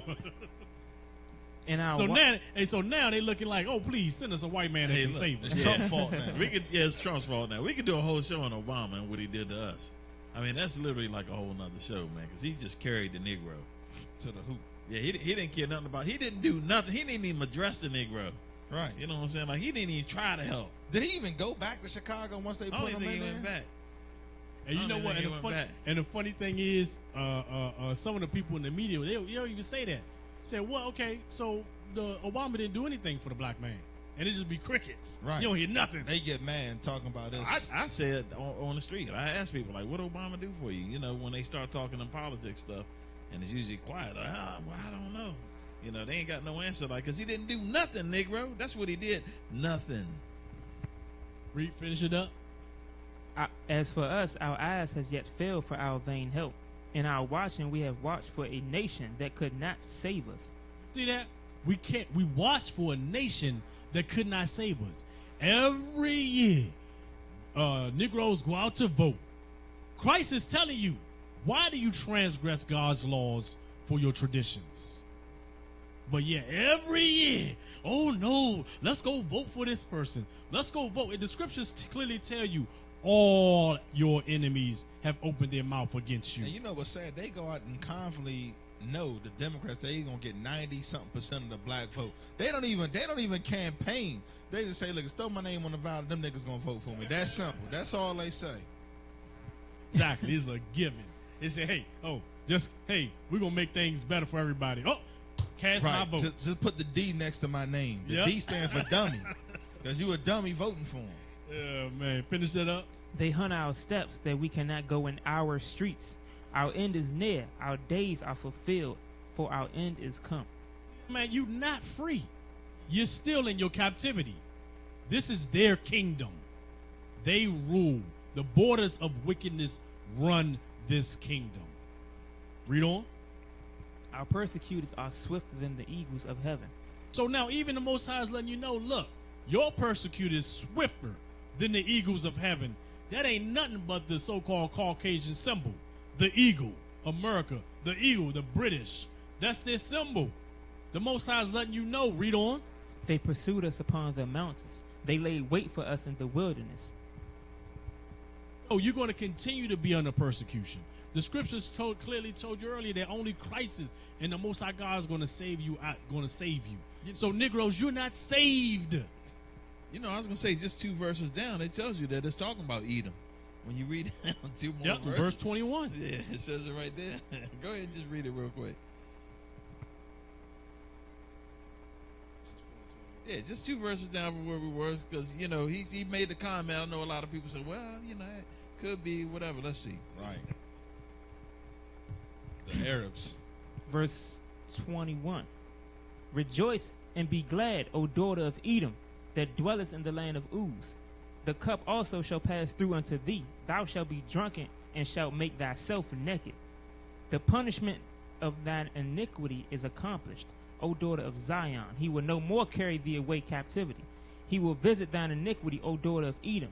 He will discover thy sins. Because, like the scripture said earlier, the liberal is vile. He is a vile person. Because they what? They create lies. Right. And vile, I mean, you got to be vile to be chopping up babies and selling baby parts, man. I mean, come on, man. And it be black, so-called black Christians that support that foolishness, man. Our people is literally crazy, bro. Our people always trying to, you know, protect the white man. But we can't help what the Bible said. This is clear. You know, it's saying what it's saying. Right. Hate it or like it or hate it or whatever you want to do. Yeah, the Negro stay jumping up on the cross for Esau. Right. It says the daughter, it says he will no more carry thee away into captivity. Letting you know, Negro, you still in captivity now, but he's not going to do it no more when Christ come back. Right. It's over. And that scripture also, because you know what's a nigger bite on there still with the Arab, what is it? Ishmael is Esau or something. That's already telling you. After Esau, we no more getting carried away captive. So you cut right there too. He's still trying to save his man like that ref the other night. Yeah, that's a whole nother topic. The Negro that loves the white woman. The white woman. Don't think that she's not. It says all your enemies. Right. Not just the men. All of them. Right. We got another video for you. Camden, New Jersey. Let's go ahead and cue that up. Tonight we begin an ongoing series of reports which will air occasionally over the next year on a single topic. We'll be covering poverty in America, an effort supported by the Ford Foundation. Tonight we begin with the poorest city in the nation and the most dangerous city all in the same place. It's Camden, New Jersey, right across from Philly. Camden is a city of 77,000, a place most people avoid or take pains to drive by, a place I first covered 25 years ago. And as we found upon our return there, the story of Camden cannot be avoided anymore. The skyline of Philadelphia is almost painful to look at from here because it's so close, such a glittering symbol of wealth and prosperity compared to here. They say Camden is the city that hope forgot. They didn't always say that. Walt Whitman was from here, and his words are on City Hall. In a dream, I saw a city invincible. Sadly, most people see something else. I always think of Camden as the best visual aid in America to see what has gone wrong and what is going wrong. Well, it's staggering poverty surrounded by staggering wealth. Correct. Father Michael Doyle has served this community for more than 40 years. As a newly arrived Irishman, he was there the night Bobby Kennedy came to town, and in a building that has since burned down, he campaigned against poverty. I don't think that's acceptable in this country, and I don't think it should be tolerated. Many people blame the poor. We have to get over that and realize that American citizens are dying in inner city America, and they're dying in Camden at levels never seen. Last year, there was a shooting here on average every 33 hours. Per capita, it's the highest crime rate in the country, the highest murder rate in the country, in the poorest city in the country. Last summer, we had 3 people shot 2 blocks that way. We had a person shot 1 block that way. Just last week, at this time of the day, we had a person shot right in front of this store. We spent the day riding along with Camden's chief. Hey, that right there like Wild West. The roads look like dirt roads. And they had a weave on a stick in there like the surrender flag. Like that jump was just crazy. At the beginning of the video, we getting fried. Bro, hey. We got to come out of this foolishness. Hey, and you know how we get out of that? We got to keep these laws, statutes, commandments. Right. and the faith of Christ. That's how we get out of it. Hey, let's get Zechariah 11 and 5. The book of Zechariah, chapter 11, verse 5. Whose possessors slay them and hold themselves not guilty. So our possessor, because remember, we still in captivity, people. We still in captivity. It says our possessors slay us and hold themselves not guilty. Now, how many people have you seen being shot down or killed that were innocent and they get off? Oh, no guilty plea. Oh, no, you don't go to jail? Oh, okay. You just walk. And see, Esau's so wise. He knows us. He studied us so well that what he does now is he waits a year before he passes a verdict. Right. Because before, when MLK and Martin Luther King was trying, it was rioting. They don't want that again. So they wait. They don't mind the Negroes tearing up their own neighborhood. They delay it. Yeah, that's true. They tear up their own neighborhood. Right. You burn down a CVS. Your grandma got to get her medicine from there. That mean. Hey, finish that up, bro. And hold themselves not guilty. And they that sell them say, Blessed be the Lord, for I am rich, and their own shepherds pity them not. You see that? And our own shepherds, which are these black leaders that we were showing Maxine earlier, Waters, they don't pity us. They like, hell no, I'm living it up. Right, she living with white folks. Yeah, I got a She was in government job. All white neighborhood, eating caviar and everything else, and the Negroes sitting there fighting with roaches and rats. Eating sardines. He ain't eating sardines. Cat food. Yeah, cat food. We love it. Some ramen noodles or something like that. And y'all know I ain't even lying. Yeah, you could go in any hood right now, you're going to see ramen noodles. Oh, yeah, that's guaranteed. But they don't even got that. But the person over the district, though, ain't even living in the neighborhood. He eating, he got personal chefs. Yeah, she on another level, man. How in the world you get a $6 million house? $4 million. A $4 million house? Yeah, it was a $4 million house. Just doing working for the politics. government. Yeah, working for, man, and y'all keep voting for this lady. Y'all tripping, man. Crazy. Hey, let's get Zephaniah 2 and 1. The book of Zephaniah, chapter 2, verse 1. Gather yourselves together. Yea, gather together, O nation not desired. So hold on. Now, the Most High God is telling us, gather ourselves together. So that means us come together, keep God's laws, statutes, commandments, the faith in Christ. And it says, a nation not desired. An example of that is Katrina. All of them Negroes out there, guess what? Ain't nobody come to their aid. They was like, nah. That's going on. Nah, we good. Yeah, that's going. You can say that in Houston, too. But Katrina, I mean, it was like a week and some change before they even went down there. Nah, in Houston, it's different situation there. Well, mostly Esau. The mayor didn't even evacuate the city in Houston. He didn't even tell the people to get out. They all stuck down there now. So that's showing you that the own shepherds pity them not. It's the same thing. Right, and it says, is that a brother down there running that?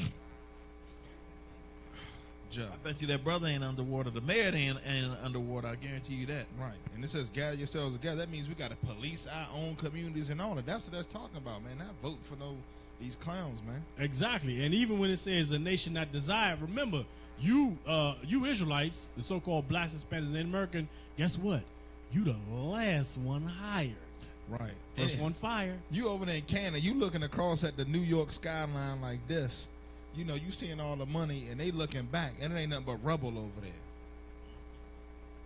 Let's get this last script, wrap it up. Revelations 18 and 4. The book of Revelations, chapter 18, verse 4. And I heard another voice from heaven saying, Come out of her, my people, that ye be not partakers of her sins. Hey, so you see that? It says, come out of her, my people, that you be not, my people, that you be not partakers of her sins. Meaning, don't participate, because right now, our people, what do they participate in? Traditions of men, idolatry, Christianity, Muslims, what's the other, all these other denominations and all this other garbage out here? Christmas, Easter, voting, yeah, all of these other, hey, the idolatry in America is rampant.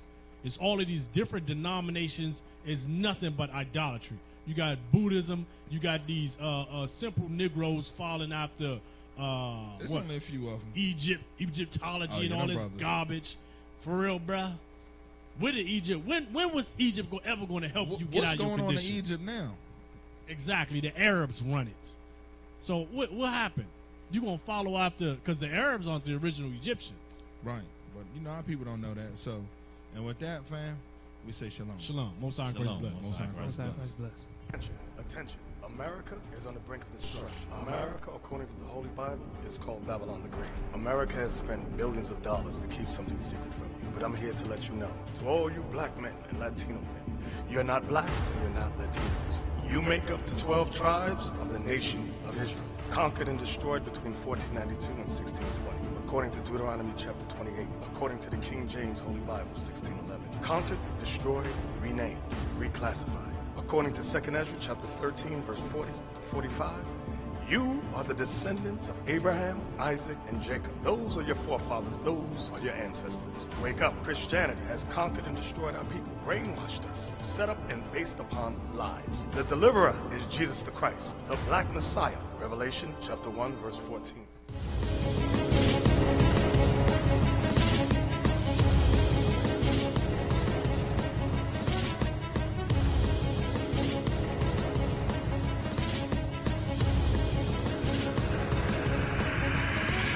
Shalom, Israel. I'm Elder Nathaniel of Israel United in Christ. YouTube likes to shut our channels down, as some of you have noticed, ever so often. Subscribing to join IUIC will assure you will always stay connected to our YouTube accounts. We want to do our best to make sure this truth gets out. Please click and join our subscriber YouTube channel called Join IUIC to stay linked to all of our videos. So again, please make sure you subscribe to this Join IUIC channel to get your latest updates from all our YouTube channels. Shalom.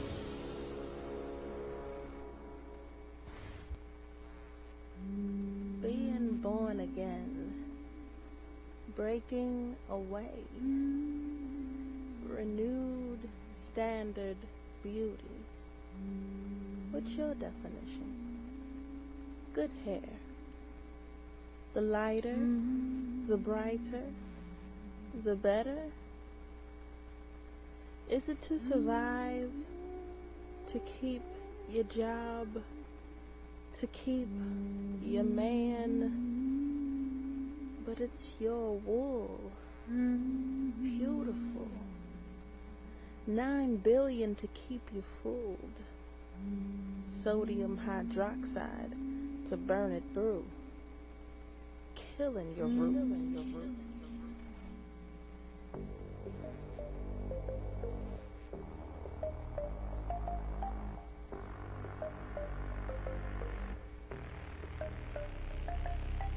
Black girl magic, curly girl swing it to heaven, clean haired men, best looking things on the planet. Good God, your hair is woolly, made by the author of beauty.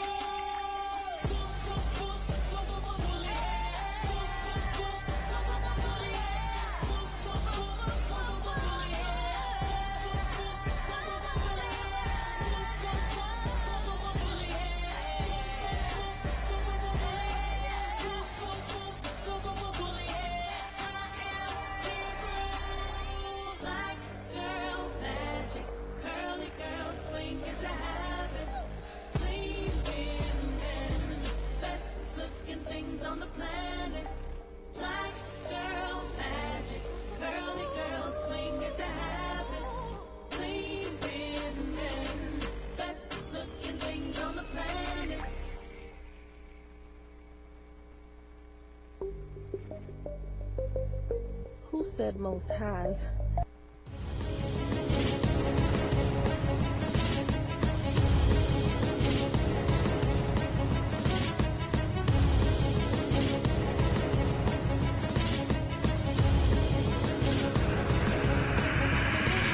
Shalom, Israel. I'm Elder Nathaniel of Israel United in Christ. YouTube likes to shut our channels down, as some of you have noticed, ever so often. Subscribing to join IUIC will assure you will always stay connected to our YouTube accounts. We want to do our best to ensure this truth gets out. Please click and join our subscriber YouTube channel called Join IUIC to stay linked to all of our videos. So again, please make sure you subscribe to this Join IUIC channel to get your latest updates from all our YouTube channels. Shalom.